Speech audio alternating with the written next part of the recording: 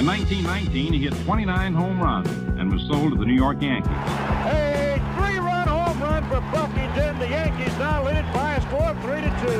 Bill Lee is now going over to a couple of the Yankees, and there they go again. Ball hits it to deep left. That might send the Yankees to the World Series. Varitek and A-Rod going at it. Roberts is going. Posada's throw. Roberts safe. And what can I say? Just tip my hat and call the Yankees my daddies. Welcome to Fanbase, a deep dive into the greatest rivalry in sports. I'm Brian Shackman. We call this the Postmortem for the Boston Red Sox. My co-host John Senecal, a little bit on the IL this week, like the rest of the Red Sox players. We'll hear from him, though, because he went to the first game of the Yankees-Mets Subway Series, and he has some thoughts on the environment. Of course, both games won by the Yankees 4-2, and so you don't read into it. Possible World Series matchup, some think could happen, and the Yankees clearly taking the first look at that possibility, or at least the most recent look at that possibility. But what we're talking about today is the Red Sox, because it's time to officially, even though they're not mathematically eliminated, say goodbye. Because to finish the season and get to 90 wins, they basically have to win at least 3 of every 4 games. They have to win 75% plus of all their remaining games. They have to leapfrog 4 teams just to get to that third wild card spot. So forget about how many games they're behind. They have to make up all those games, and to make up a full game on all of them, the Red Sox have to win a game that all the other teams have to lose. And then if you look at their schedule, after the Toronto series, they have Tampa. Minnesota's not bad. And then I'm not going to go through every single series, but they play Tampa a couple times. They play Baltimore a couple of times. And they have another series or 2 with the Yankees. I mean, they are looking at very few weak teams out of a couple with Cincinnati, and maybe if you want to talk about Texas. So, and the question is, has the team already given up? Because when you look at, the injuries of the team, I mean, they just put Hosmer on the injured list, Nathan Eovaldi on the injured list. Tommy Pham is one of their bright spots, got hurt earlier in the week. Xander Bogaerts is banged up. Tanner Houck is still not back. I mean, what is the point? I mean, this is where September 1st maybe when the old days you expand that roster and just let the young kids play and see what happens. I would honestly say that you need to do that, because it's almost insulting to act like you're trying to compete when there's very little chance. I mean, unless they start on some streak, maybe give them till September 1st. If they've won 5 or 6 in a row going into September 1st, maybe I'll suspend belief. But it's time to turn the page. And the truth is, it's time to start holding. I don't think it's the players, and I don't know why necessarily Alex Cora gets a free pass, although he's been given a very average team to manage. Let's just be honest. And when he's told he's got to play people like Jarren Duran before recently, every day to see what he can do, when it's pretty obvious to everybody kind of what he can do, it's a tough spot. So there has to be much more put on the shoulders of Chaim Bloom and even ownership. But this is what I want to talk. So the Sox series, their season, in my opinion, is officially over. And if I have to eat my words, I'd be so glad to eat my words. But that's it. It's done. Now the question is, when it comes to Chaim Bloom, this is his first time really totally running the show. Does he understand the difference between doing what he did in Tampa for years and what he needs to do with the Red Sox? And I have a hard time. It's so difficult. I've dealt with egos and athletes and politicians my whole media career. And sometimes you don't know what seems obvious to others is obvious to them as well. And by that, meaning that Chaim Bloom must know he runs a big market team that wants to compete for championships, because it is not enough to have a winning record, which the Sox don't even have right now. And there should never be a season of rebuilding. Teams have proved that.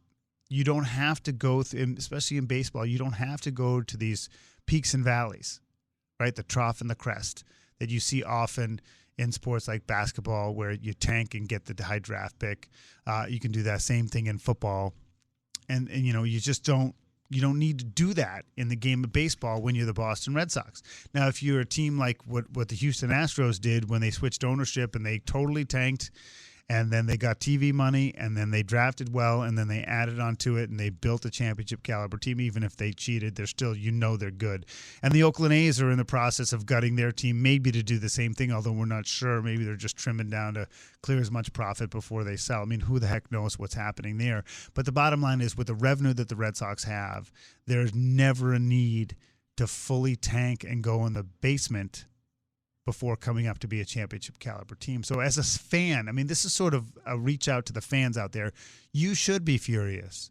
You shouldn't just be frustrated. The team isn't overly likable. They're not very good. And it's a premium to watch them. You have to try hard to see them on TV, and it costs you still a ton of money to go to the stadium. And where's the value proposition? And I've talked about this a little bit, but there are serious conversations within the season ticket group I'm in and my family. I got 3 kids about to go to college. Right now I can go on StubHub just about any day and get a ticket at or below face value, outside of the Yankees series, or if they're really good, I'll obviously demand to come back. But am I going to keep my season tickets just for the future day when they're good again and there's some demand for seats? I don't know if the value proposition is there. And, for me, and I had a conversation, I can't remember who it was with the other day, who was 10 years older than me. So I'm 50 and this person was almost 61. And they talked about how they just, they're not as passionate about sports in general as they were when they were younger. And when I reflect on the Red Sox, as much as I love them, I had 2004. Honestly, like after 2004, I'm good. I'm good. And I was psyched to have, the subsequent titles. I think it's 7, 13, and 18. And that's all gravy. But I don't live and die the way I used to. Now, having said that, and just being around John Senecal as much as I have, the longer you go without a title, the more that sentiment changes if you're a true fan. I mean, the Yankee fans are hungry for something because it's been so long since they've had anything in terms of a World Series title.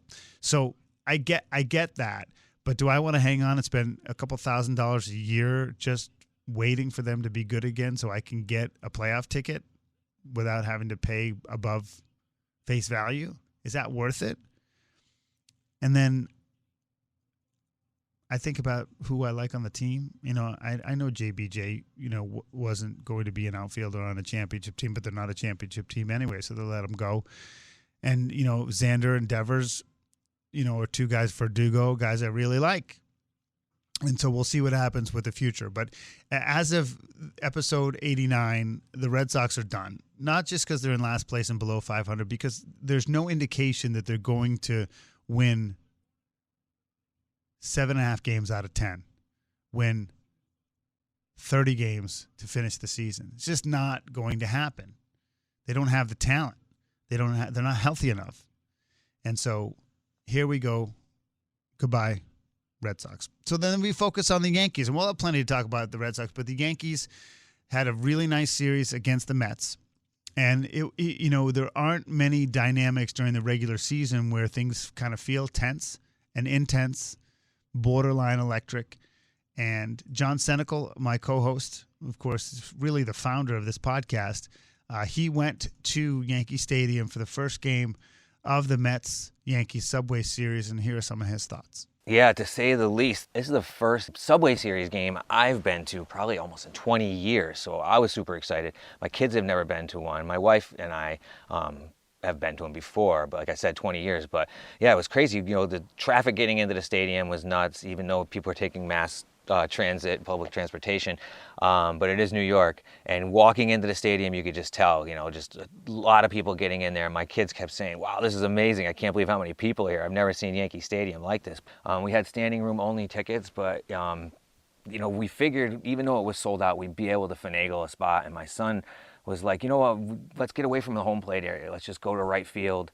We'll go in the upper deck, try to get low as possible, and hopefully we can find a spot. And we kind of looked up in the upper deck, and you could see, but it was early in the game, obviously. We just got into the stadium, so you don't know when people are going to sit. But we looked up there, we went up, and we were like the 5th or 6th row in the right field upper deck, and we walked right to this row of seats that had 8 seats open, walked right in, sat in 4 seats, the 4 of us, and no one came the whole game to those seats. So it must have been kind of destiny. But just a different atmosphere. You know, we were talking about it during the game. You have Yankees Red Sox, which is the huge rivalry, and you go to a game at Yankee Stadium against the Red Sox, and it's more of like a volatile atmosphere, more of like a hatred for the other team, right?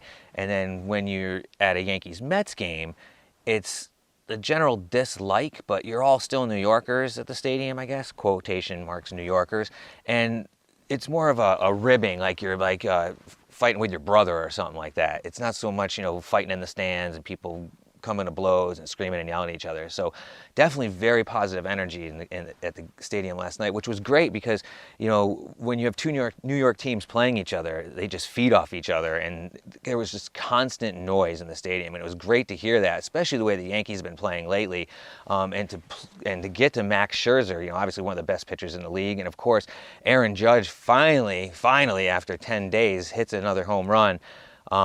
The place was just going nuts, and it's just good to see. You know, the pitching was good. Herman pitched good, and you know, you have a couple hiccups, you know, in the game with Oswald Cabrera, but I mean, it is what it is. He's young, he's a rookie, and you knew Vogelbach. You know, you can't make errors in Major League Baseball, and it was going to come back to bite you. And I looked at my son, and I'm like, and we both looked at each other, and we were like, he's going to hit a home run right now. And it's just how it works. It's baseball how it works. But the Yankees hung on, and it was great. It was a very fun time. You know, getting out of the stadium is a little bit crazy. If you ever been to Yankee Stadium, the drive is nuts getting out of there.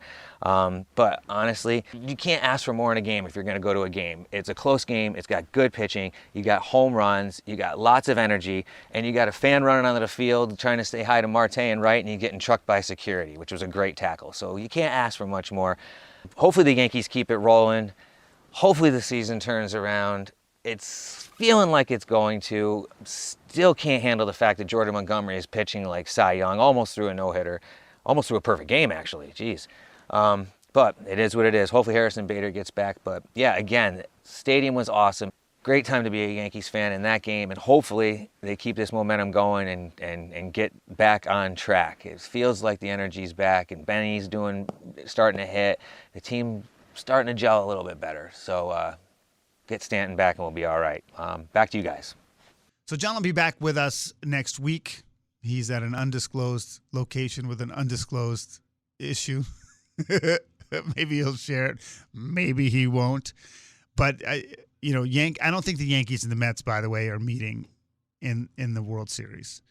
I mean, if I were to handicap it now, I don't see a way that the Yankees beat the Astros. And I'm not sure the Mets can beat the Dodgers, although some may disagree. I give the Mets a better chance of beating the Dodgers than I do the Yankees beating the Astros. For some reason, and, you know, John and producer Matt Soroy might disagree with me, I don't see them being able to beat the Astros. I don't know why I feel that way, but I just do.